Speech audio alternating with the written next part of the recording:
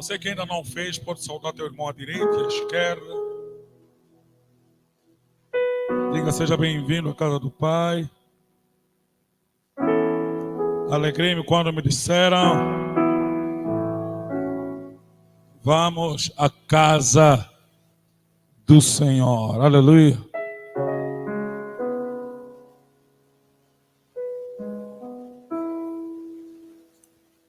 Quão bom, quão suave, que os irmãos vivam em união. É como um óleo precioso que desceu sobre a barbaria. Oh, quão bom que os irmãos. É como um óleo precioso que desceu sobre a barbaria. Oh, quão bom, quão suave, que os irmãos vivem. É como óleo precioso que desce sobre a barbaria. Oh, quão bom, quão suave, que os irmãos vivem em união, como óleo precioso que sobre a barbaria. oh, quão bom, Quão bom, quão suave, que os irmãos vivem em união, como óleo precioso que desce sobre a barbaria. Aleluia! Glórias a Deus. Seja bem-vindo à presença de Deus nesta manhã. Que a graça de Deus lhe sustente. Amém. E que nesse domingo você possa oferecer o melhor louvor, a melhor adoração, o melhor culto para Deus. Não importa o que tenha acontecido durante a semana, se coisas boas ou coisas más, tudo posso naquele que me fortalece. E em tudo eu dou glórias a Deus. Graças a Deus. Amém.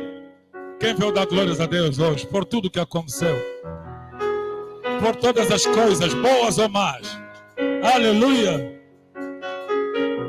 Amados, eu noto que a adoração sempre acarreta a cultura do povo. A cultura do povo que adora. As circunstâncias do povo que adora. E temos um povo vizinho aqui, o povo do Congo.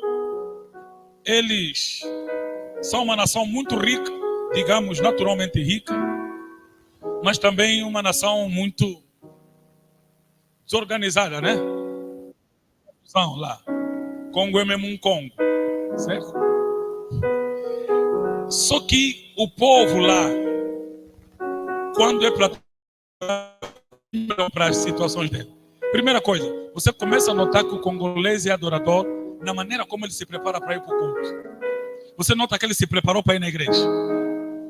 A roupa que ele meteu, o penteado que ele meteu, ele se organiza, parece que está aí para uma festa muito importante. Parece que vai se encontrar com um rei, com um presidente, vai botar um chapéu, sei lá como, um batom aonde, uma maquiagem que faz você esquecer que é ela que você conheceu no sábado. Um salto, ela vai vir com algo como se vaidade, mas quando você lhe vê com aquela mesma roupa, aquele chapéu, está deitada no chão, adorar, a chorar, ou está a pular. Então, amados, a expressão do coração é que adora. Amém? Às vezes a pessoa que vestiu assim como vestiu é alguém que está desempregado, tem uma bancada ali, vende só água ou zunga, mas você não consegue medir a tia da zunga com a tia do culto. Porque você encontra no Kikolo a vender toda desmontada, mas domingo a adoração dela. Amém. Só que quando nossos irmãos vêm aqui para o culto, eles olham o chungo. Bachungo. E o nosso chungo? Assim como muitos chamam langa, eles chamam chungo. Vocês são chungo, vocês todos. 90%, pastor Glória não. Bachungo, Bissos, Bissonhoso, Chungo. Na verdade, a irmã Sofia cantou, quem me chama Chungo é pecador, porque lá do outro lado eles chamam Chungo, e desse lado chamam Langa. Também quem me chama Langa também é um pecador também. Na verdade, isso nasceu por causa das músicas, né? Sungura, que lá bem no norte, no Zaire, haviam discotecas, né? Onde vocês sabem que a nossa luta de libertação ocorreu muito aqui Congo, Angola, né? Agostinho Neto fugiam para lá e tal, para fugir dos brancos daqui. Então eles se aquartelavam lá, Sedu, Lourenço, todos. Então lá naquelas áreas Ponta Negra haviam sítios de festas. E então muitas vezes metiam música do Zaicó Langa Langa. E então um grupo entrava e dançava, maioritariamente lá do outro lado. Só que quando metiam Sungura, os daqui entravam também, batiam. Então eles chamavam, esses aqui são os do Sungura, tipo os que são Sungura. E para a pronúncia ficar clara, ele fala Xungura, Xungura, então Bachungo, os que gostam de chungo, né?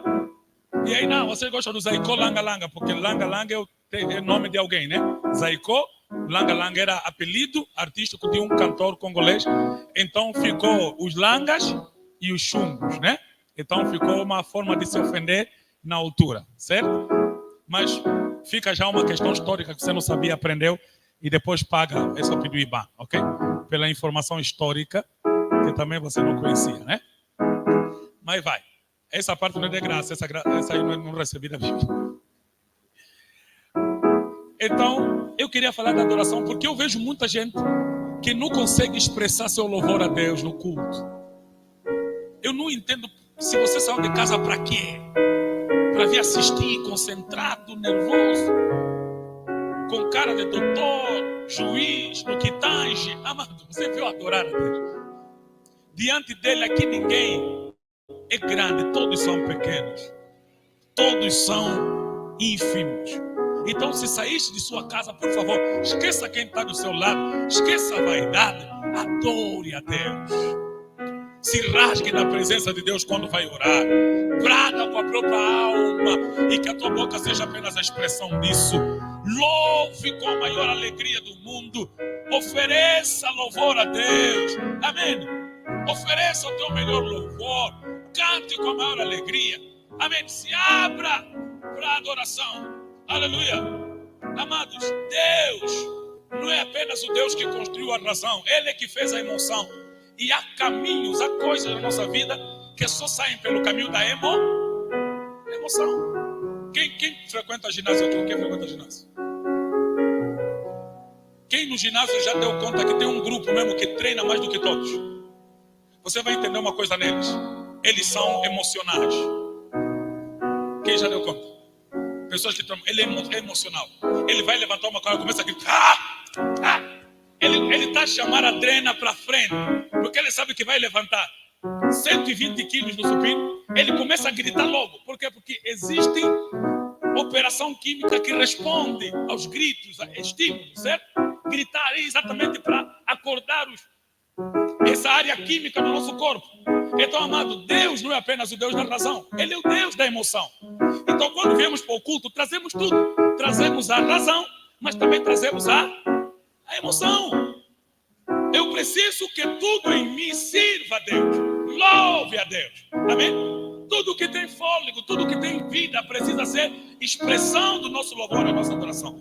E o problema está ali, há muita gente que nunca se envolve com Deus, nunca se emociona, nunca, e depois começa a achar que a igreja que está mal, os outros que estão mal. Você perde o culto, mas nunca perde a irmã que vestiu mal, a irmã que lhe olhou mal, me passou, não me saudou, porque você estava muito atenta com outras coisas e você não estava no culto. Amém. Certa vez um jovem disse: pastor, eu vou sair da igreja porque eu não consigo ver. Eu sou muito organizado no que tange as minhas responsabilidades, essas coisas. Disse: mas por que uma fulana fala isso, não fulano? E o pastor diz assim: por favor, antes de você ir, eu gostaria de lhe dar só mais um culto só tua, e eu quero te dar uma tarefa. E o pastor disse: vai, toma esse copo de água, controla, não pode cair nenhuma gota até o final do culto. e o pastor lhe deu o copo de água, ele ficou com o copo de água. Levanta, senta, louva, dá amém, amém. E ele ficou atento. Quando o culto terminou, o pastor lhe chamou no escritório: meu filho, tudo bem, tudo? O copo de água está aqui. Não caiu nenhuma gota. E agora tudo bem. Já que você cumpriu essa fase, me explica agora o que você viu de errado no culto. Não, pastor, não vi nada porque eu estava concentrado no copo. Disse: o problema está ali. É que você não tem nenhuma concentração. É por isso que você via os erros dos outros. Quem falou, quem fez, quem não vestiu, quem olhou, quem... Se você tiver uma razão para se concentrar no culto, nenhum irmão estará errado. Nenhum irmão estará perdido. Você tem uma razão para se concentrar. Eu vim me concentrar em Deus, amado. Eu estou pouco me importando com o que você veio fazer. Eu vim adorar a Deus. Aleluia. Aleluia. Quem também veio adorar? Quem também veio adorar? Quem também veio adorar? Quem veio adorar? Então adora, celebra Jesus. Ofereça o teu melhor culto. Ofereça a tua melhor adoração. Ofereça o teu melhor louvor. Ofereça o teu melhor cântico. Aleluia.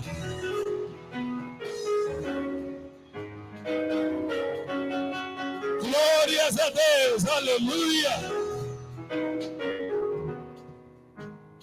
Aleluia. Aleluia. Aleluia! Ofereça o teu melhor louvor. Essa exortação vai para Jesus, é porque precisamos mudar esse quadro. Amém? Às vezes a pessoa vem a Deus para dar um culto que cuida, mas vocês estão a fazer, vocês estão a apertar o outro. Tá vendo? Você quer se abrir, mas o irmão de lado, carne, outro irmão, pedra. Forças contra a tua adoração. Eu vivi no Hoje Ainda, meio de muitas igrejas congolesas. Glórias a Deus que o tempo da nossa igreja também não era areia, mas também tinha muito louvor, muita adoração. Mas eu tinha uma igreja vizinha, que quando tivesse a adorar, às vezes só estavam lá 5 pessoas, você pensava que estavam lá 100. Mas ele louvava. E eu ia para o culto, eles já estavam no culto. Quando eu voltava do culto, o culto ainda não acabou. Às vezes começa às 8, mas até às 15 ainda vão a cultuar.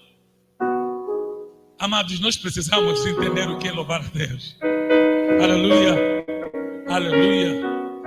Glórias a Deus. Que o Senhor nos conceda o privilégio de oferecermos a Ele o melhor culto. Se o dirigente dizer ao momento de louvar, louve da melhor maneira possível. Deixe a atmosfera do Espírito lhe envolver. Aonde o Espírito de Deus está, aí há liberdade. Aonde o Espírito de Deus está, aí há que? Liberdade. Amém. Tome sua Bíblia no livro de Gênesis. Vou continuar falando de família.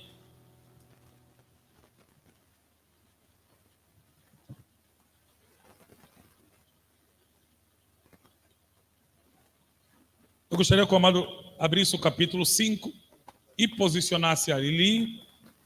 Eu acredito que todas as Bíblias vai calhar o mesmo. Eu vou ler o último versículo do capítulo 4, ler alguns versículos do capítulo 5.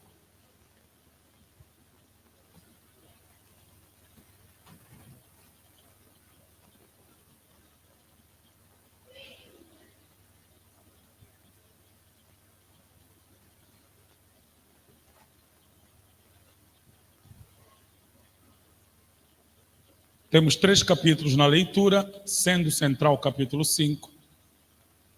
Quem já achou?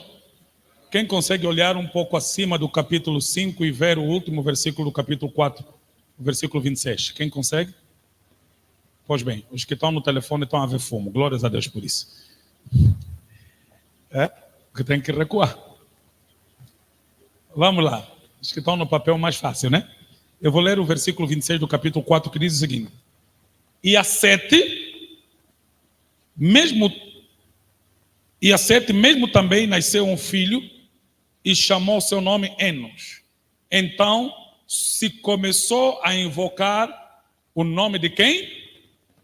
E começou a se invocar o nome de quem? Do Senhor. Eu vou ler o versículo 1 do capítulo 5. Diz a palavra: este é o livro das gerações de Adão. No dia em que Deus criou o homem, a semelhança de Deus o fez. Versículo 2, macho e fêmea os criou e os abençoou e os chamou seu nome Adão no dia em que foram criados. O versículo 24 do capítulo 5 diz o seguinte. E andou Enoque com Deus. E andou Enoque com quem? E não se viu, mas porquanto Deus o tomou para si. Versículo 29 do mesmo capítulo diz o seguinte: e chamou o seu nome Noé, dizendo: este nos consolará acerca das nossas obras e do trabalho das nossas mãos, por causa da terra que o Senhor amaldiçoou. Vou voltar ao versículo 24, vou ler até o 29, só para os irmãos entenderem um processo que eu quero tratar aqui na mensagem.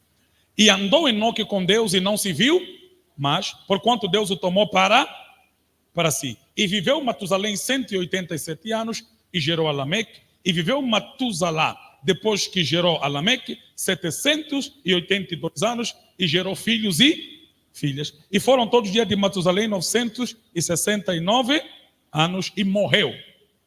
E viveu Lameque 182 anos e gerou um filho. E chamou seu nome Noé, dizendo: este nos consolará acerca das nossas obras e do trabalho das nossas, por causa da terra que o Senhor amaldiçoou. No capítulo 6,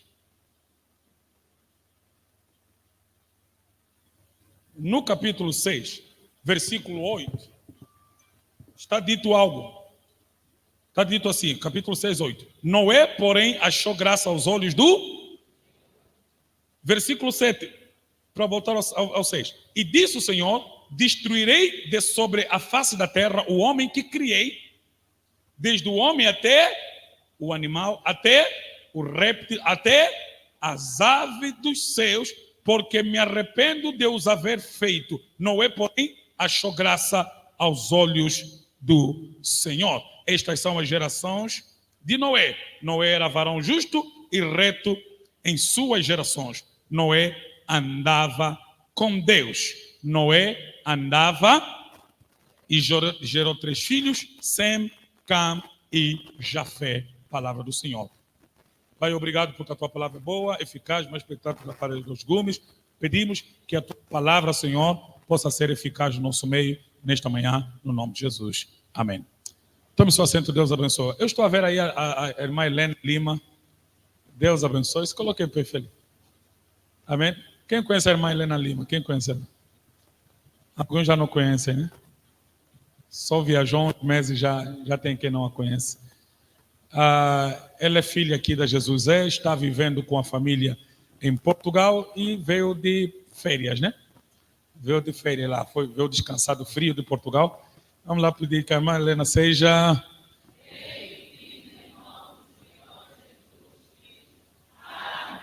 Seja bem-vindo ao calor africano, amém? A sua terra, amém?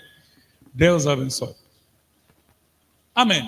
Amados irmãos, eu continuo dentro do que comecei a tratar no domingo passado. Quem se lembra do que falamos domingo passado?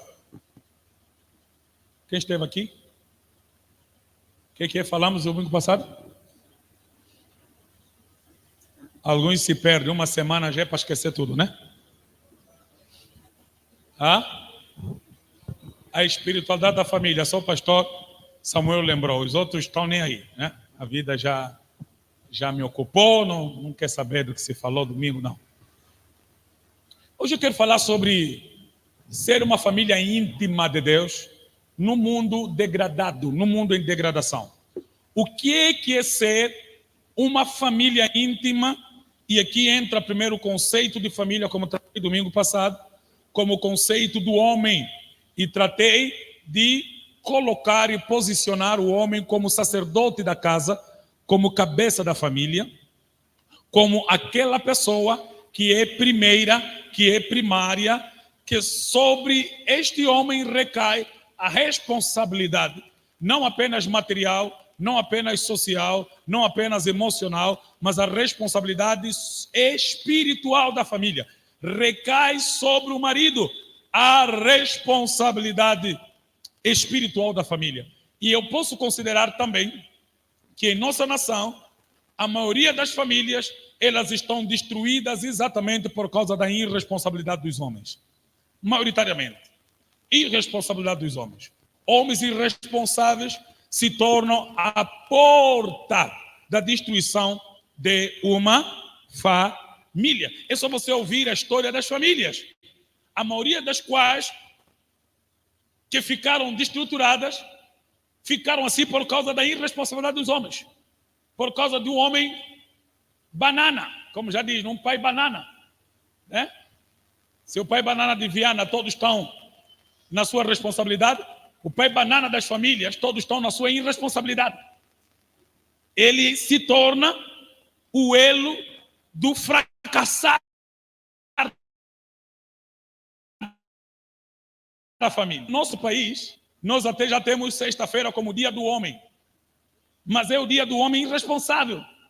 O dia em que o homem poderia ter tempo com seus filhos que ficaram a semana toda indo para a escola, sem ter tempo para ele, e ele acaba doando sexta-feira para estar com os amigos na irresponsabilidade. E aí se cansa toda sexta-feira, sábado vem ao madrugar, dorme o sábado inteiro, os filhos não o veem, não ouvem, e ele acha que ele é um homem, porque até lhe foi dado um dia de irresponsabilidade, de ser homem, de ser menino, de ser criança, de não assumir que já cresceu. Então eu tratei muito domingo passado sobre os homens entenderem que eles são os sacerdotes da família. Estão dos homens aqui? Homens. Eu quero ver um grito dos homens, vamos lá. Os homens. Vocês são os responsáveis, sobre vocês recai o cuidado da família, a segurança da cidade. Amados, as civilizações, elas se construíram na segurança que os homens traziam à família, mas também à cidade. Aos homens recaía a responsabilidade do sustento da cidade, ok? O cuidado da cidade, a segurança da cidade. Por isso, os homens que estavam na porta eram homens, os que estavam na vigiar as sentinelas eram homens, os que iam à guerra e tinham espadas eram homens, os que iam para a caça eram homens, porque sobre os homens recai o sustento, recai o cuidado, recai a segurança e a proteção da família e da cidade. E a mulher certamente tem a responsabilidade sobre a casa, sobre os filhos, ok? Sobre manter firme os ideais do sacerdote da família na mentalidade das crianças. E então, nós estamos num mundo degradado e Satanás começou a degradar primeiramente os princípios. Satanás começou a remover os princípios das civilizações. É por isso, aquelas terras que se tornaram civilizadas, como, digamos, a Europa, uma grande civilização, a América, uma grande civilização, ou mesmo, vamos lá, as civilizações anteriores, quer fossem elas africanas, como as egípcias, a etíope, ou sejam elas as americanas, como as maias, todas elas cresceram, se engrandeceram por causa dos princípios, e todas elas se enfraqueceram quando os princípios foram sendo removidos. Sempre que uma grande cidade cresce, uma grande civilização se estabelece, certamente que fez esse crescimento surgir são princípios estabelecidos, seguidos, vividos, repetidos. E quando é que ela morre? Quando os princípios são removidos, são desrespeitados, ok? São atropelados. E hoje, olhamos para a Europa, ela é praticamente uma civilização cristã, hoje chamada uma civilização pós-cristã. A América, que também é praticamente a extensão dessa civilização, ela também é cristã. A América se estabelece sob os princípios cristãos, de tal maneira que no dólar tem o nome de Deus, ou pelo menos uma menção de Deus. In God we trust, em Deus nós confiamos. Então essa grande civilização, este grande império se estabeleceu por conta dos princípios cristãos. Quando você olha para a Europa, você precisa entender que aquela Europa é apenas a Roma. Essa Roma de Constantino, que se converteu ao cristianismo e acabaram transformando Roma, né, num império sob os princípios cristãos. A Europa, como nós a conhecemos hoje, aqueles estados europeus, são apenas irmãos romanos que se separaram, certo? Todos, o português é romano, né? O inglês é romano, o italiano é romano, é apenas a separação do Império de Roma que formou vários pequenos impérios romanos ou países romanos. E ali vai a língua latina, né? O latim veio o espanhol, do latim veio o português, do latim veio o francês, do latim junto com o germânico nasce o inglês. Ali você percebe que a Europa, ela nasce dessa civilização que antes de aceitar o cristianismo era bárbaro. É só você ver a maneira bárbara como eles matavam as pessoas, penduravam estacas, queimavam, né, no fogo, metiam afogados nas águas. E quando o cristianismo e seus princípios foram se estabelecendo, então o homem foram sendo humanizados. O humanismo começou a tomar controle dessa civilização e chegou um momento, após a Idade Média, que eles começaram a se assentar nos princípios cristãos, os princípios e os ensinos de Jesus passaram a nortear a organização social daquelas nações, daqueles povos, o desenvolvimento econômico, a partilha, a comunidade, a relação, o cuidado com as guerras, inclusive. Ali você vai ver a ONU, que hoje controla a média as relações, tudo nasce desses princípios que estabeleceram. Mas quando os princípios são removidos, também acontece o que começa a acontecer na Europa. Muita gente se sente um homem nascido em corpo de mulher, mulher nascida em corpo de homem. Eu sou um gato que nasci no corpo humano. E então, como eu sou gato, eu viro gato. Começo a fazer cirurgia para se parecer com um gato. Começo a fazer cirurgia para se parecer com um cão. Há jovem na Europa que hoje já não fala, só ladram. E lhe amarram uma coleira, só anda já como cão, porque ele se sente um cão nascido no corpo humano. Então, a civilização de outrora, que estava assente em princípios, começa a se destruir, começa a se degradar por causa dos princípios removidos, do Deus que foi morto na mentalidade deles, começa a se tornar a maioria ateus e daqui a pouco essa terra entra em degradação. E nós que só consumimos tudo pela TV e pela internet, só vamos recebendo todo o lixo que vem de lá. E aí minha família é criada no meio de tudo isso, no meio desta civilização ou dessa não civilização, onde já não existe princípio sobre homem e mulher. A pessoa nasce e você que escolhe depois aos 8 anos se você quer ser homem ou se quer ser mulher, submetendo-se a uma cirurgia, né, de mudança de sexo, sem mudar os nossos, né, XX, XY, e ali os homens vão até contra a própria ciência para andar em seus próprios pensamentos. Como é que eu crio minha família no meio de tudo isso? Como é que eu me torno uma família íntima de Deus, íntima dos princípios de Deus, no meio dessa degradação toda? Eu li Gênesis porque a Bíblia mostra que a partir do momento que Adão falhou, Adão foi expulso do jardim, lançado para fora para viver as consequências da sua própria desobediência. O mundo entrou em profunda degradação. Começamos a ver os sinais da degradação nos irmãos que se assassinam. Caim mata seu próprio irmão e não mata por outros motivos. Ele mata por causa de um motivo religioso, porque Abel ofereceu um sacrifício que agradou a Deus. Caim oferece um sacrifício que não agrada a Deus. E a partir desse problema, o Caim matou seu irmão Abel. A primeira manifestação da degradação do homem caído em pecado não é sequer a degradação financeira, não é degradação monetária, não é degradação econômica, não é degradação sequer social, ela é primeiro a degradação espiritual. O homem degrada-se espiritualmente. A degradação espiritual, posso linkar agora a degradação religiosa. A religião de Caim, invejando a religião de Abel, o matou. Não se admira nada que nós estamos no meio dessa confusão toda. E o que mais vemos hoje é surgimento de igrejas de Caim, querendo matar igrejas de Abel, porque uma busca respostas humanas, a outra deseja simplesmente respostas divinas. E hoje, infelizmente, nós quando vemos o multiplicar de denominações e até religiões, podemos ter certeza que estamos também em degradação espiritual.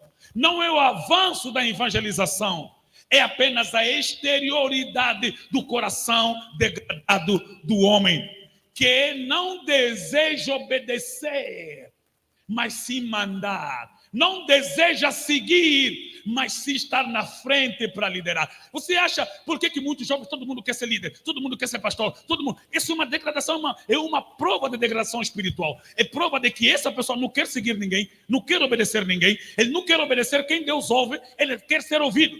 Se Caim entendesse que Abel é ouvido, ele podia estar ao lado do seu irmão, me ensina, me instrui sobre como fazer para que Deus também me ouça. Mas ele, em vez de querer ouvir quem Deus ouviu, ele matou. E por isso ele também ouviu Deus. Mas não ouviu Deus pelo agrado. Ele ouviu Deus pelo desagrado. Não ouviu Deus para ser abençoado. Ele ouviu Deus para ser amaldiçoado. Alguns estão a ouvir Deus, mas ouvir Deus pelo desagrado. Ouvir Deus para serem amaldiçoados. Ouvir Deus para serem feridos. E este Caim, agora, em maldição, saiu pela terra, formou uma civilização nada civilizada, aonde havia rigor para com o pecado, nasceu filhos perigosos, maus, homens de sangue, e a terra começou a entrar em profunda degradação. A terra começou a produzir seus espinhos. Caim formou uma terra perigosíssima. Até que Deus olhou para esse mundo de degradação e deu a Adão um filho chamado Sete. Quando a Bíblia menciona 3 filhos de Noé, de Adão, ele menciona Caim, o primeiro, Abel, o segundo que foi morto pelo primeiro, e depois nasce o terceiro. A Bíblia não diz que Adão só teve 3 filhos, não. Ele diz, e Adão teve filhos e filhas. A razão por que Deus menciona só alguns nomes é porque esses nomes estão na história, porque fizeram história ou geraram alguém que fez história. Então, outros filhos de Adão, inclusive as meninas todas, não foram mencionadas. Você não vê os nomes delas. Por isso, provavelmente, eles se envolveram mesmo entre os irmãos. Porque muita gente pergunta, mas pastor, se Caim, quando fugiu da presença de Deus, foi numa terra e encontrou a civilização, fez filho qualquer. Aqueles filhos são de quem? Amados, considera que eles viviam 900 anos, 300 anos. Se um moço de 20 anos já tem 20 filhos, imagina alguém que faz 300 anos, quantos filhos pode ter? Né? No tempo que não tem televisão, não havia anticoncepcional, amados, é filho para valer, ok? E as pessoas estavam bem, não tinham problema de saúde, não havia problema, por exemplo, no útero, não tinha problema porque não, as trompas, o ovário, aquilo é fertilidade, ok? Nasceu um hoje, mas já engravidou amanhã, amém? E vai, é filho para valer. Então tinha muitos filhos lá, muitos filhos, então se envolviam entre os irmãos, era o normal, era o que acontecia. Hoje mesmo você já tem boa de mulher que é tua vizinha, mas você só gostamos da tua prima. Hoje, já passaram muitos anos, né? Você está apaixonado pela tua prima. Quando vamos ver Abraão, anos depois, Abraão ainda está casado com a irmã. A Bíblia diz que Sara era irmã de Abraão, de pai, do mesmo pai. Nota só, de Abraão já tinha passado o dilúvio, passou muitos anos, mas ainda Abraão casou com a irmã. Então não se admira nada que Caim também tenha ficado com uma irmã, ou uma sobrinha, ou uma neta, né? Digamos, filha do irmão dela, do filho do irmão dela, né? Vamos lá, qualquer coisa que aconteceu lá. Mas vai, então desses coitos nasceu-se muitos filhos. Só que depois nasce um homem chamado Sete. E esse Sete gerou um filho chamado Enos. E a partir desse momento começou a se adorar a Deus. Noutra palavra, Sete se tornou filho de Adão, que veio restaurar a adoração. Noutra palavra, Caim nasceu do nosso pai Adão, mas gerou filhos distantes de Deus. Gerou filhos maus, assassinos, homens que matavam, de civilização de guerra. Mas nasce um filho chamado Sete. Esse Sete nasce Enos, e esse Enos se torna a expressão de adoração a Deus. Então, minha questão é, o que é ser uma família íntima no meio dessa degradação toda? Primeiro, precisamos ser uma família que achou graça diante de Deus. E essa graça que achamos, na verdade, é uma graça que nos achou. Nós fomos salvos. Primeira consciência, nossa família. Minha família é salva pela graça. Isso não vem de nós, é dom de Deus. Eu cresci num bairro onde o vizinho da direita não era crente, o vizinho da esquerda não era crente. Atrás, mais tarde, o vizinho virou crente, pela influência do meu pai também. Na frente do bairro não eram crentes. Então eu cresci dentro de um bairro onde meu pai me repetia sempre que nós éramos diferentes. Que nós não precisávamos ser iguais a todos. Lembro do tempo do sarampo. Muita gente apanhava sarampo. E o sarampo é que traz aquelas marcas no corpo, né? E todo mundo usava fita vermelha. Usava fita vermelha aqui no braço. Quem se lembra disso? No punho. Na perna. Na cintura. Acho que era uma cultura de Luanda. Todo mundo usava isso. Dizia para evitar contágio.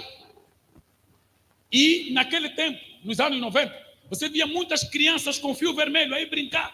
Nós brincávamos só de cueca, sem camisa, para não sujar roupa de saída. Vai, né?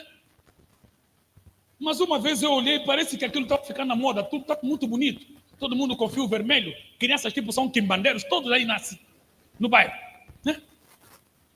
E eu cheguei a ser, no meu pai perguntei, papá, mas por que todo mundo tem fio vermelho no pulso, fio vermelho nos pés, fio vermelho na cintura e nós não? E meu pai me disse, o teu fio vermelho não está fora, está dentro. É o sangue de Jesus Cristo que te protege. É o sangue de Jesus Cristo que te guarda. É o sangue de Jesus. Naquele dia eu saí, sem medo mais do sarampo, porque eu sabia que enquanto os outros metiam fio vermelho por fora, Deus colocou um sangue vermelho por dentro e eu estava seguro. E eu que? Os que tinham fio vermelho ainda pegavam sarampo. Nós nunca chegamos a pegar, porque a graça de Deus nos fez uma família diferente no meio das famílias. Ok? Quero continuar minha introdução. Minha introdução já é demorada porque dela depende o entendimento do resto. Certo? Então nasce Sete e Sete começa a adorar a Deus. Enos começa uma família que adora a Deus. Quem é o homem que nasce de Adão e a partir daquele momento começa a se adorar a Deus? Sete, não esqueça esse nome. Se você esquecer, é só lembrar o número da camisola de CR7. Sete. Certo?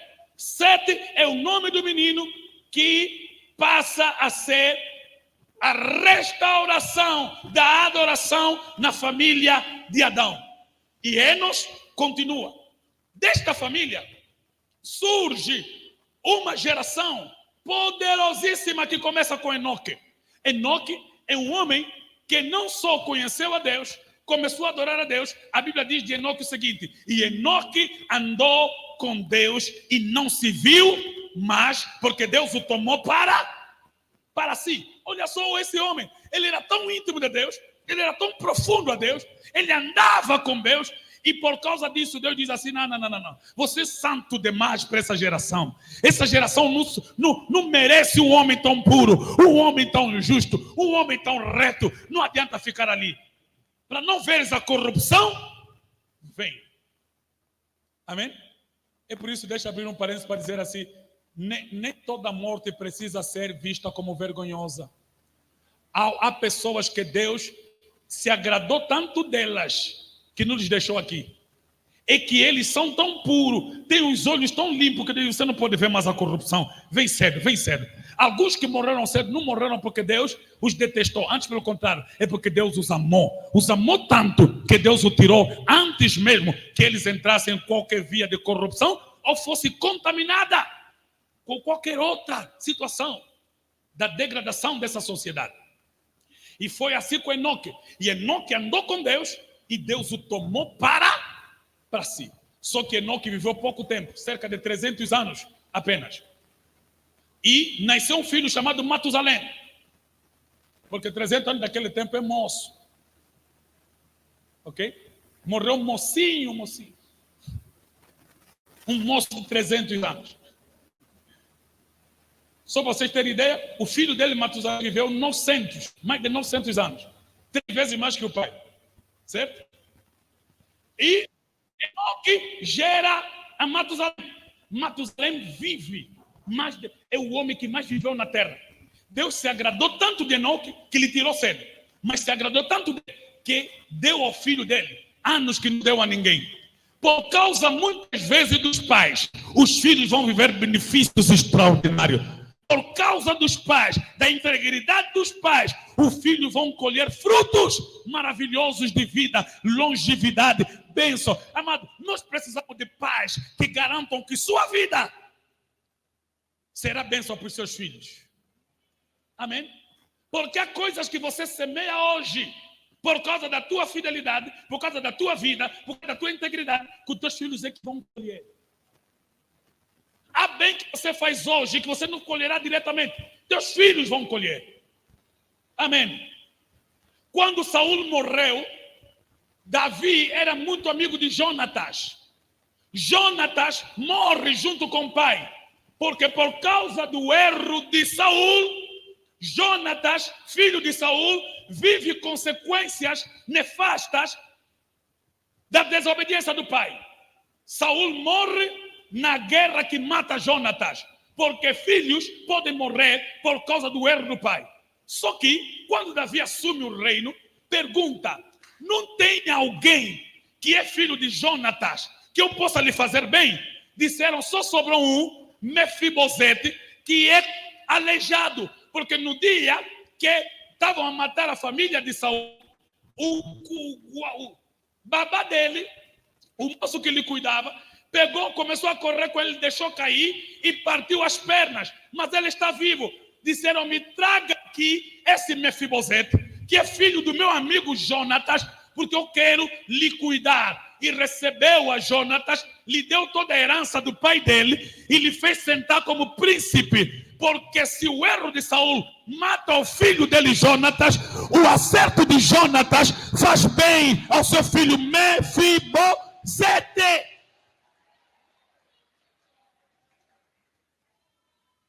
Pastor, o que eu fiz de mal? Vai afetar teu filho. Pastor, o que eu fiz de bem? Vai abençoar teu filho. Jonatas morreu no erro do pai, mas Mefibosete viveu no acerto. Viveu no acerto do pai. Mesmo aleijado, fizeram mesa da altura dele. Sentou-se no chão por causa dele. Lhe foi dado riquezas. De um dia para a noite, Mefibosete se tornou príncipe. Sentava na mesa real. Mas eu fiz que não fizeste nada. Teu pai que fez. Meu pai te fez que era meu amigo. Teu pai era meu amigo. Quando tua avó me perseguia, teu pai me guardava. Quando tua avó fazia mal, teu pai é que me queixava. É que me dizia, foge, meu pai quer te fazer mal. Por isso teu avô me fez mal. E ele colheu o fruto do mal dele. Mas teu pai me fez bem. E eu vou te dar os frutos do bem dele. Amém. Glórias a Deus. Por favor, pai, não viva por ti. Viva pelos teus filhos. Não ande por ti. Ande pelos teus filhos. Não faça apenas pensando em ti. Pense nos teus. Há pais que viveram e deixaram confusão para os filhos. Deixaram conflitos nos filhos. Deixaram heranças de tragédia nos filhos. Deixaram traumas nos filhos. Existe uma geração de homens e mulheres que viverá para a glória de Deus num mundo em degradação. Quem está aqui para viver para a glória de Deus nesse mundo em degradação? Família íntima no mundo em degradação. 7 anos, segue adiante. Enoque, Matusalém. E Matusalém nasce Lameque. Lameque, não Lameque, a família de Caim também tinha um Lameque, que também tinha morto alguém. Esse Lameque não, esse Lameque é crente. Ok? Podemos ser xará, mas se você tem Deus, você é diferente. Podemos ter o mesmo nome, mas não temos o mesmo caráter. Podemos ser chamados do mesmo jeito, mas não temos o mesmo Deus. O Lameque daqui gerou um filho chamado Noé. Olha só, qual é a história de Enoque? Quando você fala de Enoque, qual é a coisa que mais fica gravada? Andou com Deus. Quando você fala de Matusalém, o que mais te marca? Viveu muito. Quando fala de Lameque, o que marca em Lameque? O que marca em Lameque? Nada, né? Lameque gerou Noé. É isso. Há pai que o triunfo dele não vai ser nada que ele fez. É só quem ele nasceu. Ele não fez nada. Só gerou alguém. Amado, há pessoas que a história dele não vai ser porque comprou, vendeu. Não, é só gerou fulano. É pai do fulano. É pai da fulana. É pai. É mãe. Aleluia. Não, ele não fez nada. Ele é só mãe do. No bairro em que eu cresci, os bacongos muitas vezes não se chamavam pelo nome, se chamavam pelos filhos. Minha mãe era mãe do Jorge. Tia Amador era mãe do Miguel. Ela soube assim, mãe do Miguel. Não tem sal? Tem. Mãe do Jorge. Eles se chamavam assim, mas eram amigas. Por que se chamavam pelo nome dos filhos? Porque a mãe ou leva a vergonha dos filhos ou as vitórias dele. Então há filhos que vivem marca dos pais, mas há pais que vivem as marcas dos filhos.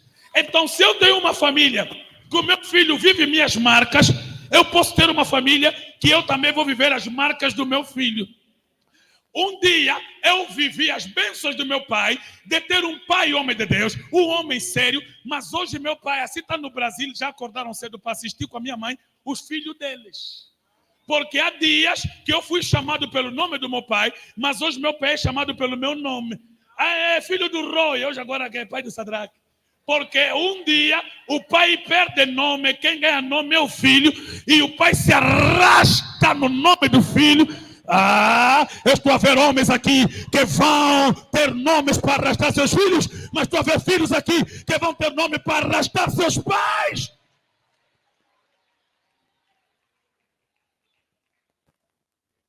A família íntima. Lameque não tem outra história. A história de Lameque é só gerou Noé. É pai grande. Por isso minha mãe, não está acontecendo nada contigo, não liga. Ninguém está te dando a fama, não liga. Não és a bonita, não liga. Não és a fofa, não liga.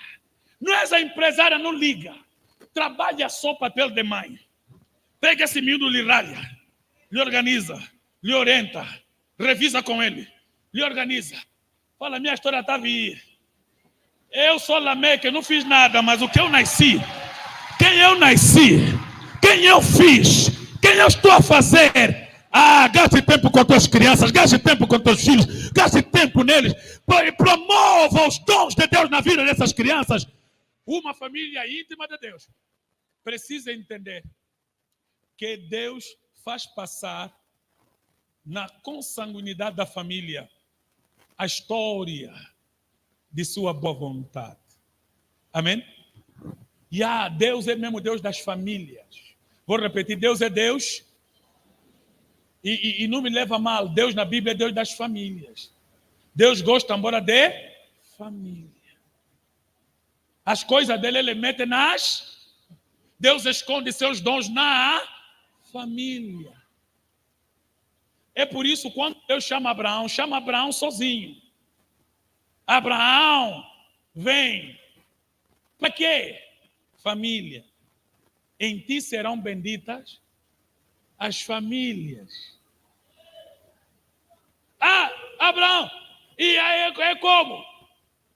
Estou velho, o senhor morre. Isaac, sim. Como fui com teu pai, serei contigo. É porque famílias. Isaac ficou velho, Senhor, morre. Jacó, eu sou Deus do teu avô Abraão e teu pai Isaac. É o quê? Família. Jacó morre. Deus pega na família que estava no Egito. Mais de 400 anos. Parece que Deus esqueceu. Não esqueceu. Moisés, quem és tu? Eu sou Deus do teu pai Abraão, Isaac, Jacó. As famílias que estão no Egito têm que ser libertos. Vai lá e diga a Faraó, deixa o povo sair, caminho de 3 dias do deserto para me adorar, porque eu sou Deus das famílias. Só que essa promessa não se encerra em Israel. Israel foi organizada em família, a família de Judá, família de Levi, família, as tribos são várias famílias, e aí essa nação se torna una e poderosa, alcança a terra prometida, só que Deus levanta e confirma o reinado sobre uma família. Davi, você vai ser rei, e depois de ti teu filho.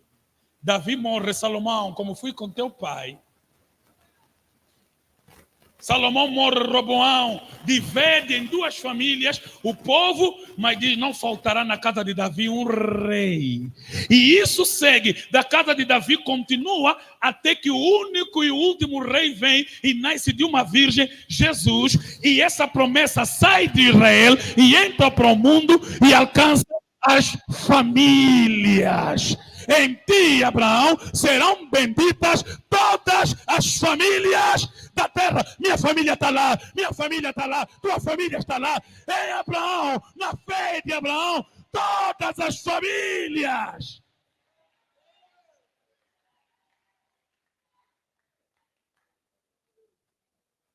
Minha família é parte da promessa. É que minha família já está a nascer. Não é para Deus fazer nova promessa. É para nós entrar na promessa que Ele já fez. Eu já encontrei promessa feita. Papa feita. Eu só tenho a colher da fé e toma. Vou tomar teu assento. Deixa eu explicar aqui algo que está no meu bolso. Uma família íntima de Deus. Eu escrevi que a família de Noé é a extensão da história de Sete, que começou a adorar a Deus no mundo caído e culminar na história de Enoque, que andou com Deus e não se viu mais. A intimidade de Noé com Deus era uma herança familiar e geracional. Sua linhagem Adão e seu pai, seu avô, seu bisavô andaram com Noé. Veio de uma família íntima com Deus. Amado, sabe qual é o prazer de você vir de uma família íntima com Deus? É que você já nasce sob a herança da intimidade. Eu estou a falar aqui para pessoas como eu, que já encontrei uma geração de fé, ok? Meu pai se converteu exatamente por causa da minha mãe. Minha mãe é a mãe na fé do meu pai. E meu pai é pastor da minha mãe. Porque o senhor Roy, se não encontrasse a dona Luísa, talvez morria já. Com os poderes dos Tótila, os feiticeiros de Mbaza Congo já lá perto, já ia morrer já rápido. Mas a dona Luísa, como ela se converteu lá no quilômetro 11 do Kazenga, né, cometeu lá um erro que Deus lhe livrou, depois mais tarde, um erro de ser da igreja e namorar com o ímpio do meu pai. Ele está ali a me ouvir hoje. E eu tenho certeza que a minha mãe está rindo. Ela me contei algo na quinta-feira sobre ele. Me ligou, não conta mais. Já passou, essa parte já passou. Eu não conto mais na pregação. E meu pai era alfaiate, costureiro. E minha mãe já viúva, né? Perdeu o primeiro marido. Foi lá cozer. Meu pai era marcha de mulher. Também tinha Marconte nos anos 70. E meu pai... E minha mãe foi lá e meu pai, aquela coisa, né? Tirar medida.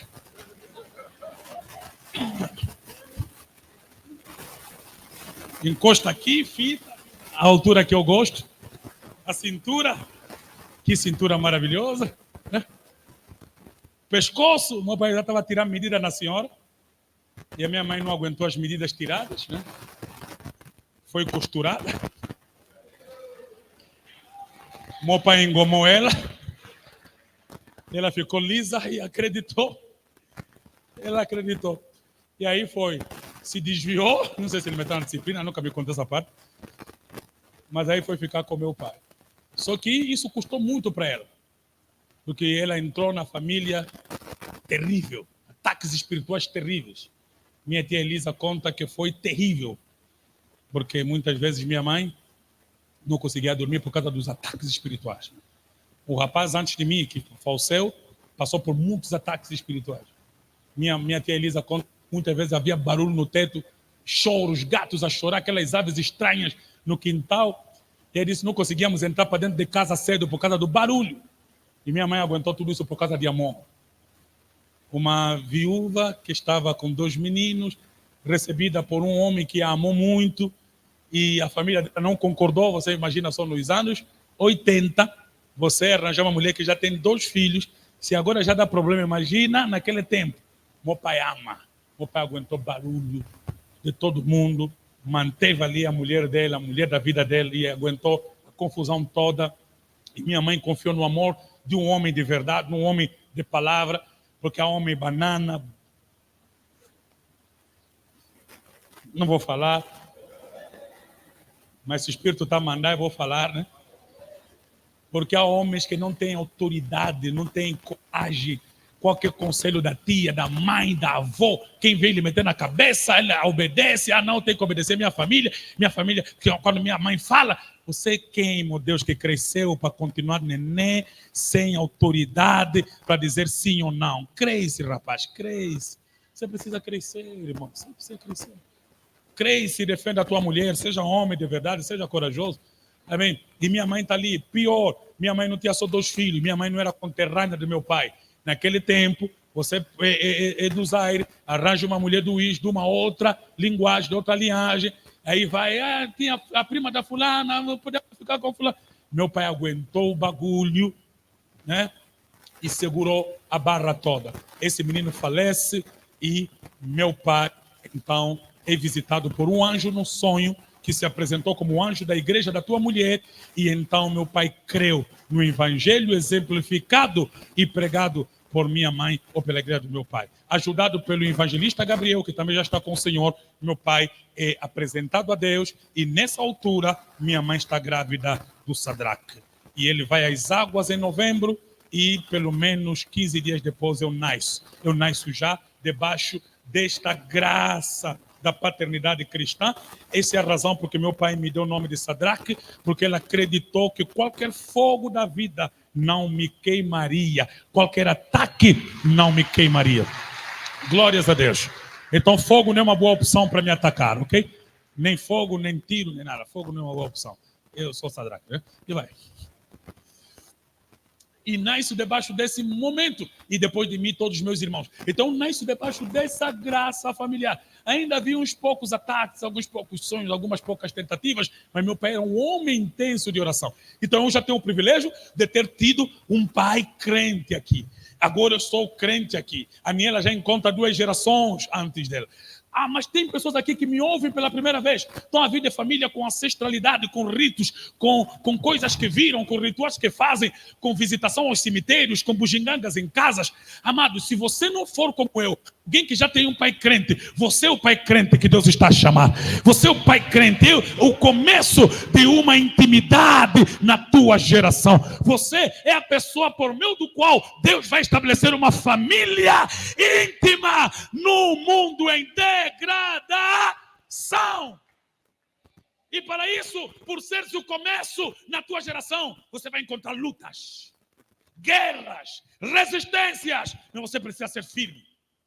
Você precisa ser fiel e estabelecer um tempo novo, de uma intimidade nova na tua geração. Princípios novos na tua geração. Se na outra geração só se arrastavam, na minha, a partir de mim, só vai casar. Se na outra era feitiçaria, aqui vai ser oração. Se lá era rituais, aqui vai ser adoração a Deus. Meu pai estabeleceu uma nova regra. Se tornou um homem de rigor. Não a bebida, não se comprava bebida na minha casa.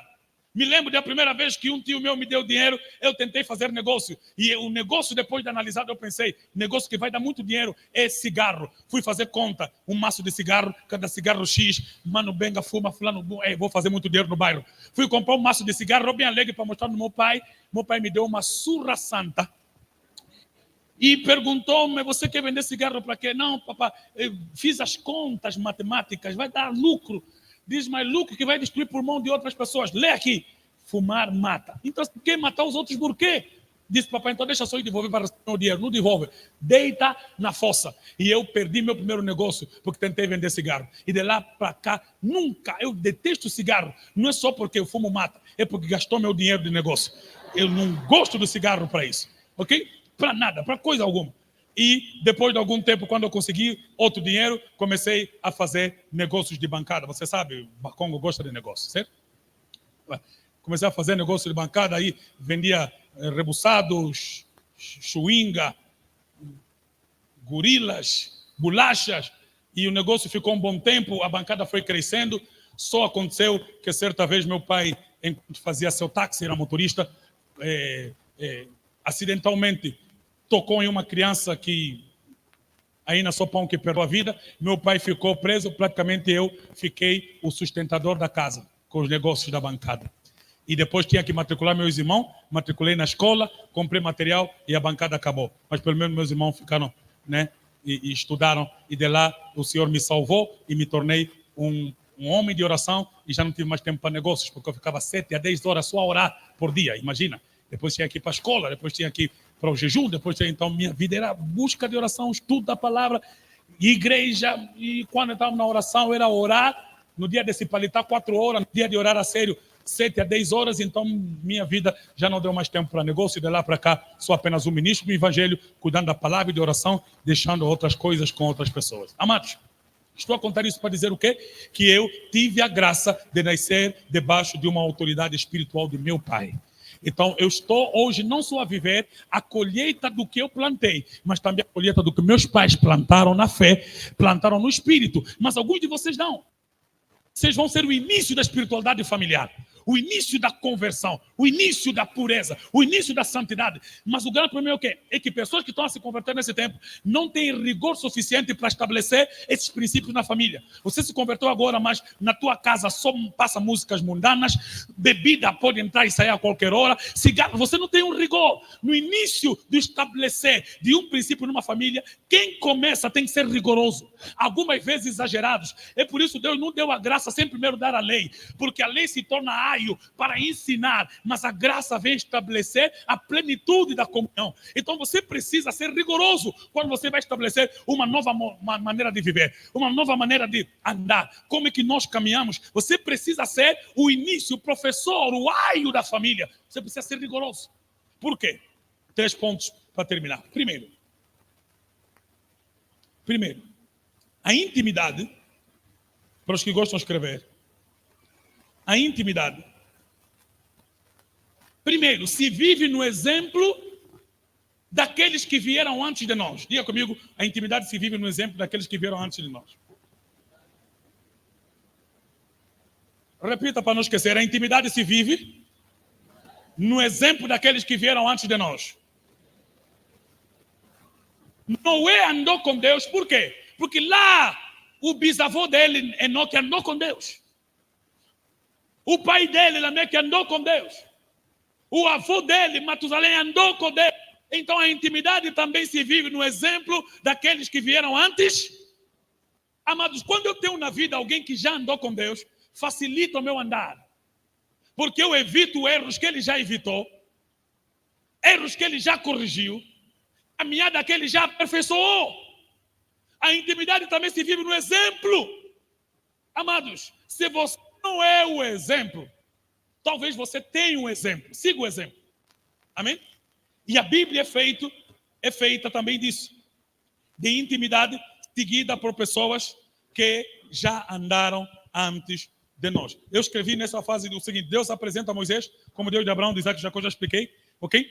E Deus vai indo, estabelecendo suas palavras em Abraão, continua a estabelecer essa palavra em Isaac, continua com Jacó, Jacó com José. Quando José vai para o Egito, José já não tem família, ou tem?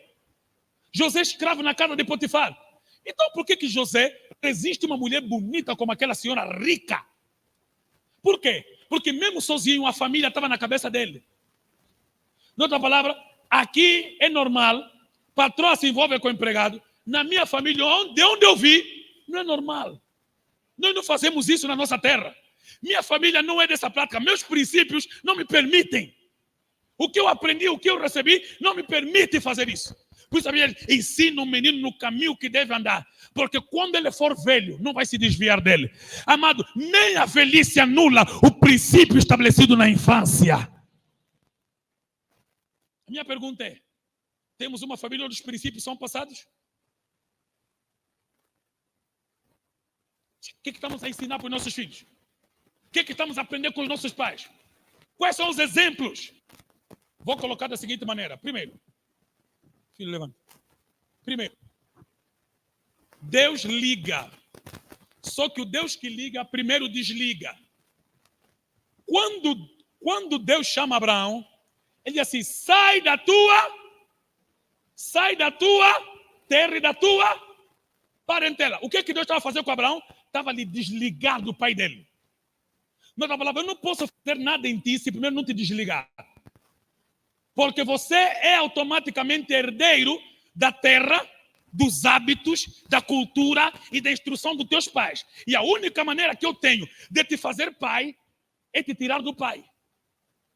Primeira coisa que Deus faz com Abraão, lhe desliga da herança cultural, social e espiritual dos seus pais. Porque eles adoravam deuses. A paternidade pagã. E desligou. Alguns de vocês vão ser desligados antes de ser ligados. A herança de onde viemos é herança espiritual pagã, diabólica. Na minha família se faz isso. E há muitos crentes que têm dificuldade de aceitar desligamento. Ele é da igreja, mas nós temos encontrado isso. Alguns crentes até mais simples, que te falam, pastor, eu tive óbito na minha família, estão a dizer que temos que beber um gole da água que deram com ele, bom no morto.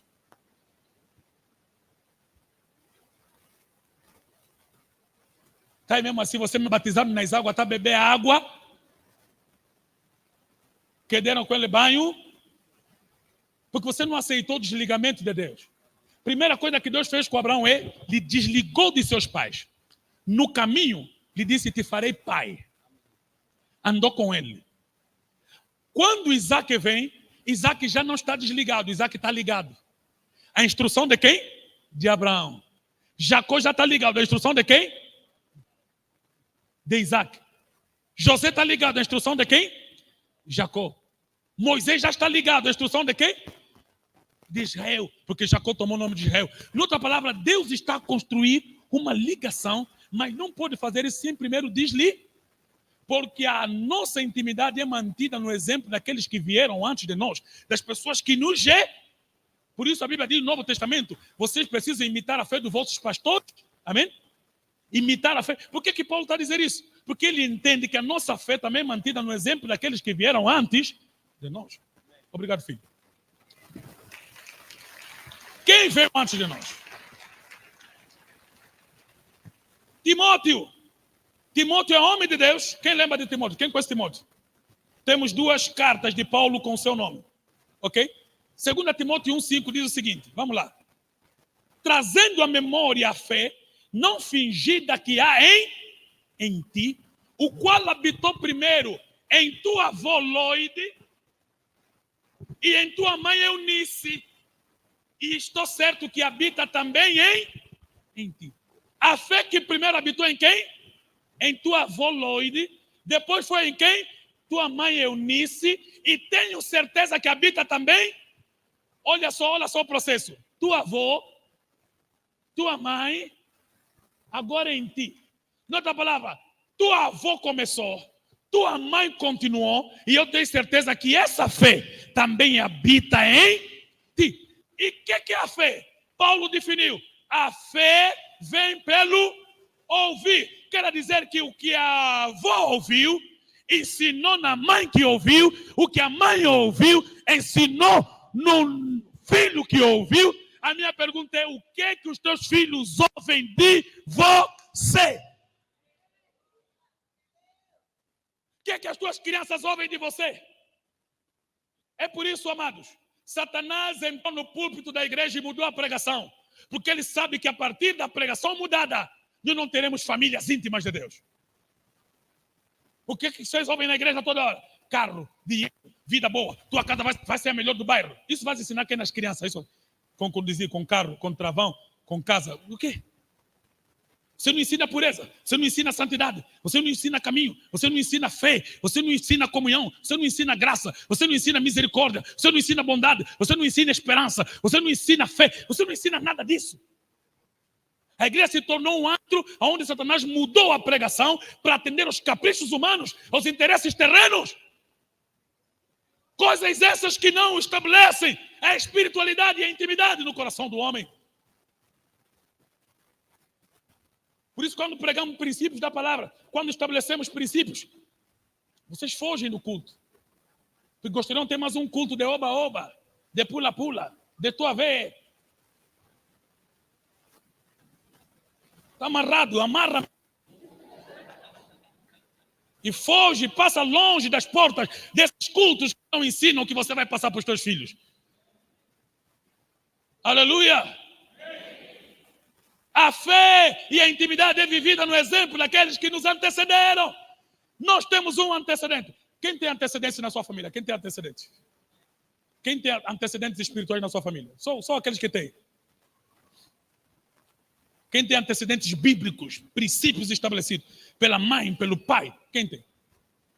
Quem não tem, mas ele vai ser esse. Ele vai ser. Quem vai ser? Quem vai ser o princípio que os filhos um dia vão seguir? Que os netos um dia vão repetir? Que os bisnetos um dia vão... Quem vai ser? Quem vai? Eu quero ver a tua mão levantar. Alguém precisa ser. Alguém precisa ser. Aleluia. Você vai ser o baluarte, o estandarte da tua família. O sacerdote da tua geração. Aleluia. Fé que habitou em tua avó, na tua mãe, e eu tenho certeza que também habita em... Noutra palavra, habitar é quê? É viver, né? Noutra palavra, tua avó foi casa da fé, tua mãe foi casa da fé, e eu sei que você também é casa da fé. Então quer dizer que aqui existe uma herança que saiu da avó, chegou na mãe, e agora alcançou quem?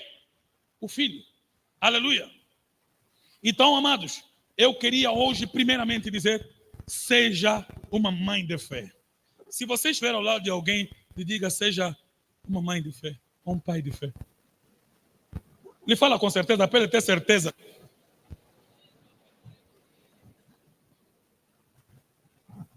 Outra vez, quem era Timóteo? Timóteo era discípulo de Paulo.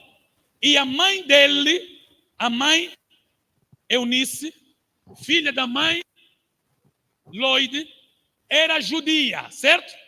A fé judia, estamos a falar da fé judia. Mas o pai de Timóteo era grego. Quer dizer que em Timóteo aconteceu duas coisas: desligamento com a paternidade grega, filosófica, dualista, mas ligamento com a maternidade judia, espiritual, de fé e de esperança. Quer dizer que não há ligação sem desligamento. Para Deus te ligar a algo, você precisa aceitar que Ele te desligue coisas. A minha pergunta é: identifique primeiramente quais coisas você precisa desligar. Quais princípios você precisa esquecer para que se estabeleçam os princípios de Deus. Eu estou insistindo nisso por quê? Porque há muita gente que já veio à igreja, mas continua sob os princípios da paternidade pagã. Ele resiste à palavra de Deus. Por exemplo, a palavra de Deus fala que o homem deixará pai e mãe. Nós não temos, ou nós temos ouvido muitos casamentos fracos na igreja. Até de irmãos em Cristo, batizados, pregadores do evangelho no altar. Mas que se você ouvir o conceito dele de casamento, é pagão. É ímpio.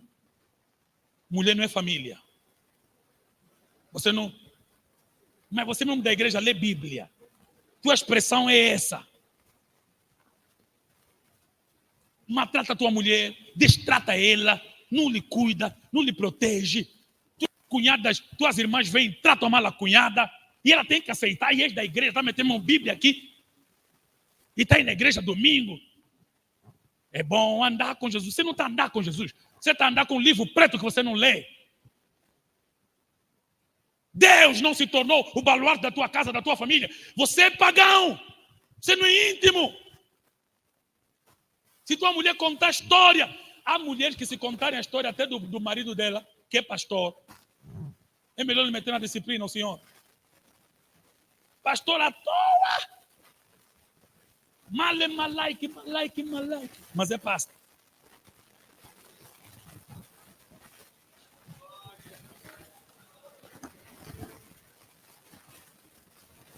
Um homem chamado Simão ajudou Jesus a levar a cruz. Simeão ajudou Jesus a levar a cruz. E a Bíblia conta a história dos seus 2 filhos. Um deles, o Rufo, que se tornaram importantes na igreja.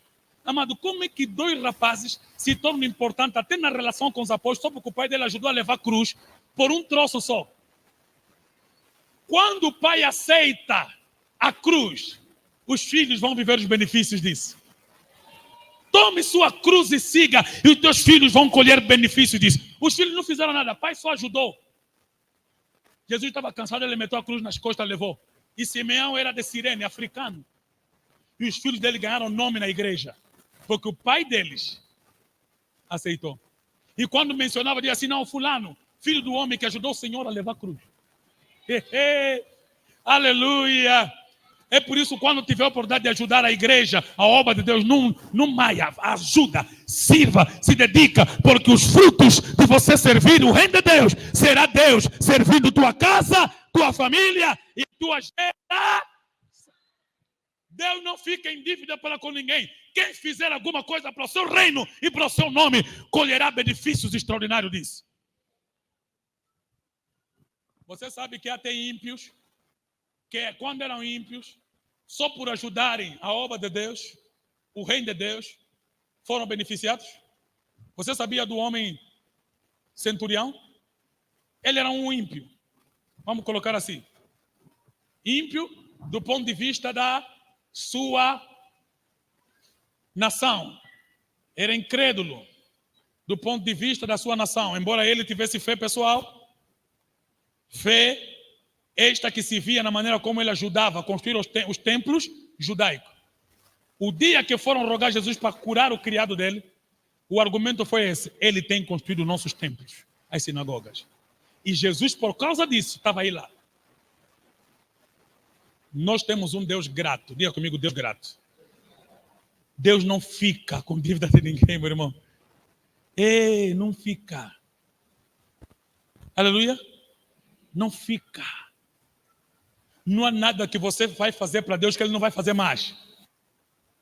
Não há nada que você vai fazer para Deus que Ele já não fez mais.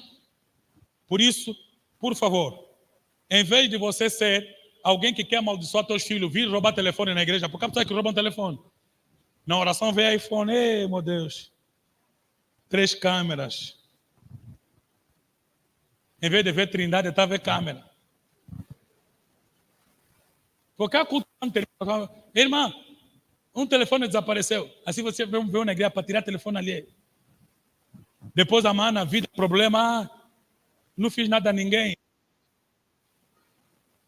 Por que está acontecendo isso? Fizeste. Só não lembra, mas fizeste. Em vez disso, irmã, faça bem. Faça bem a todos. Acuda os necessitados. Receba pessoas na tua casa, porque por causa da hospitalidade, muitos receberam anjos sem saber. Amém? A Bíblia fala isso. Então, o que a intimidade também faz? A intimidade. Segundo ponto. Deixa eu ler para aqui o meu esboço. A intimidade se vive no exemplo que somos para o próximo. Eu não vivo apenas os benefícios, porque há pessoa também que vive assim: meu pai vai orar por mim. E você não ora por quê? Já ouviram isso, né?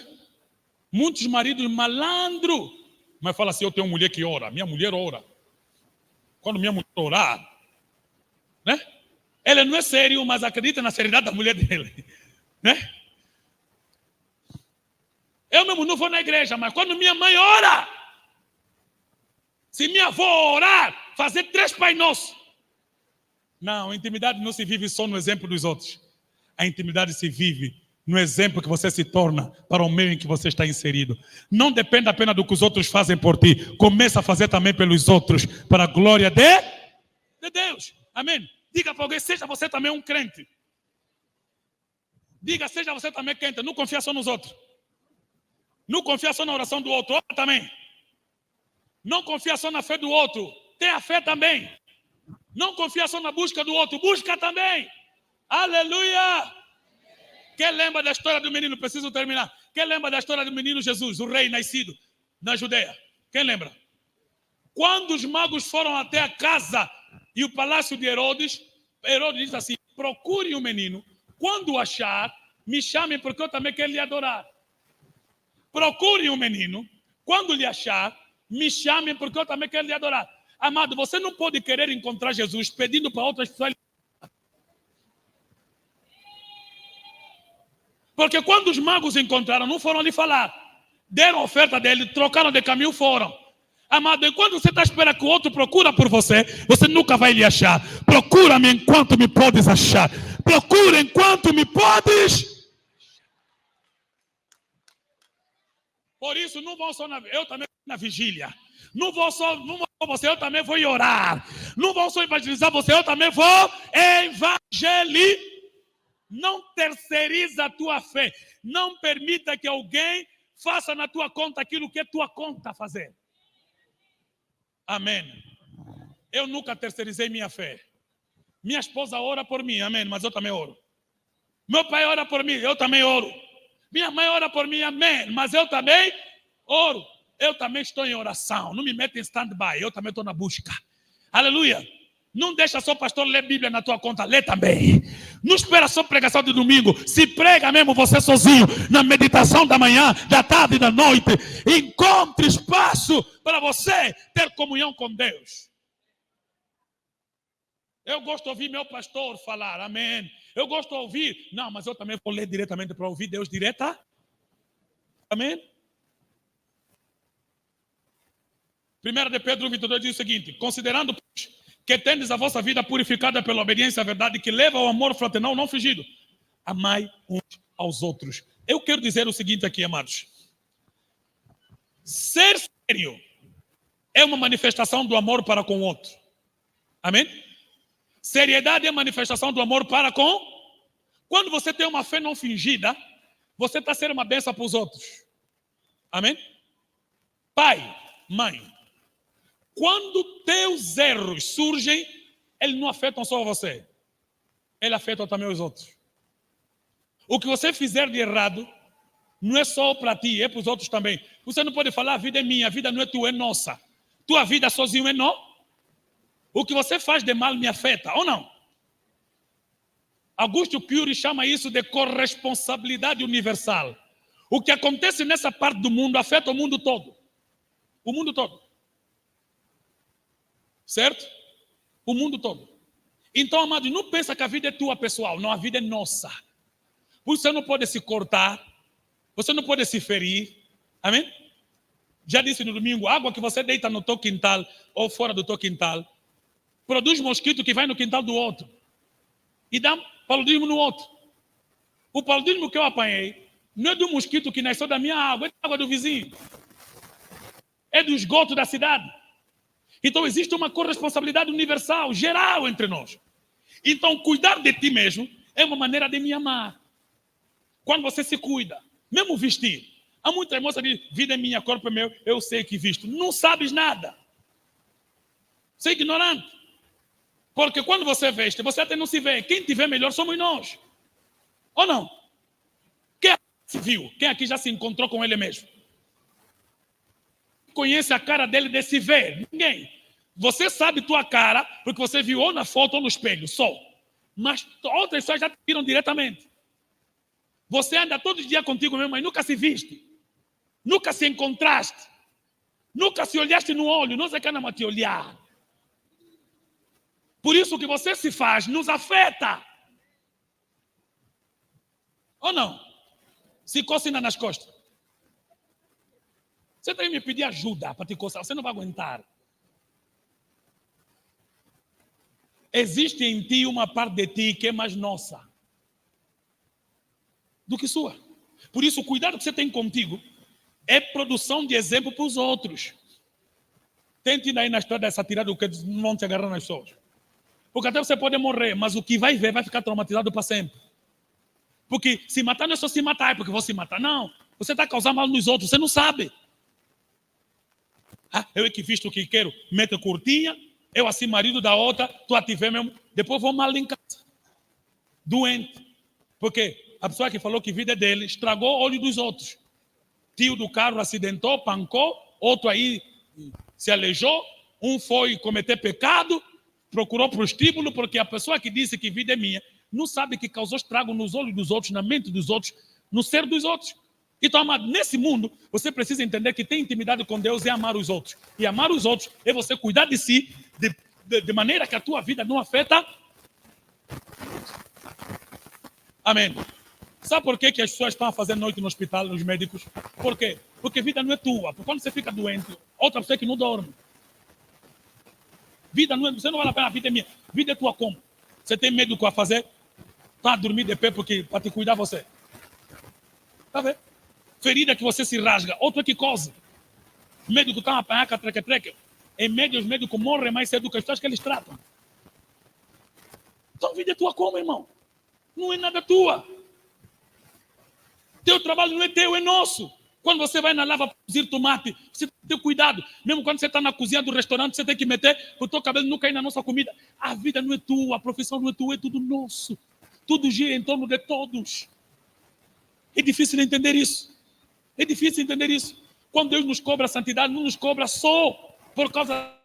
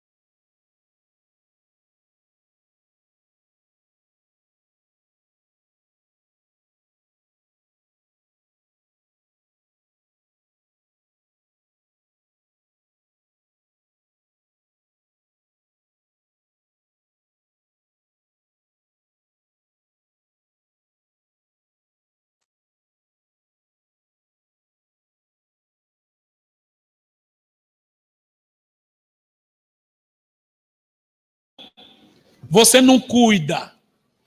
Quando você se cuida, você cuida. Porque o dia que você for, você terá deixado pegadas para os outros seguir. Amado, há país que você piscou uma moça, é assédio. É assédio. Você chama, foste preso. E foi preso por quê? Porque fez psss. É cultura. Aqui não. Aqui moço já fica na rua com grade de cerveja. Como é, dama? Passa esse corpo. Psss. Ei! Olha atrás, estou a falar contigo. Está a achar. É normal, é hábito aqui da estupidez dos moços. Começou com os pais que tinham 14 nos anos 70. A estupidez expandida, espalhada. Ninguém respeita nada, ninguém respeita ninguém. Mulher é apenas objeto para ser abusado, usado. Amados, isso tudo é herança. Isso tudo foi estabelecido por aqueles que nos antecederam. Olha para os nossos exemplos políticos, sociais. Você tem famílias unas. Se é marido de uma só mulher. Você tem filhos todos educados? Não tem. Todo ele tem sempre um funge fora. Isso tudo é herdado. Bebedeira dos nossos jovens é herdada. A prostituição é herdada. É só olhar para as lideranças anteriores a nós, que passaram isso. E como se não bastasse, Satanás está a investir pesado. Não ficou apenas nos líderes políticos, não ficou apenas nos líderes sociais, entrou nos líderes religiosos. Nós estamos sendo afetados com o mesmo exemplo negativo. Líderes religiosos com filhos fora. Com filhos fora. Com uma segunda casa paralela. Alguém certamente escreveu. Nós investigamos nosso pai para saber se nosso pai tinha família fora e descobrimos que nós somos a família de fora.